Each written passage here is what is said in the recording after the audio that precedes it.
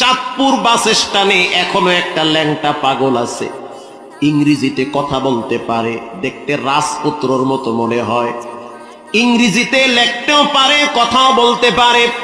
মানুষ যদি তাকে বলে কিছু খাইছো, সে ইংরেজিতে উত্তর দেয়, প্রত্যেকটা কথা সে ইংরেজিতে বলে, অথচ পাগল হয়ে গেছে, ল্যাংটা অবস্থায় বসে থাকে। মানুষ দূর থেকে একটা চিরা কাপড় টাপড় দিয়া সতরটা কোনো মতে ঢেকে দেয়, লজ্জার ব্যাপার। স্থানীয় মানুষগুলা বলে এই যুবকের কপালে মায়ের অভিশাপ লাগছে, মায়ের অভিশাপ এমন ভাবে লাগছে, রব্বুল আলামিন পাগল বানায় দিছে। মায়ের বরদোয়া অ্যাটেম বোমের মতো কাজ করে। মা যদি খারাপ হয় তারপরও সে তোমার মা, তার সাথে খারাপ ব্যবহার করা যাবে না। মা যদি পতিতালয়ের বেশ্যাও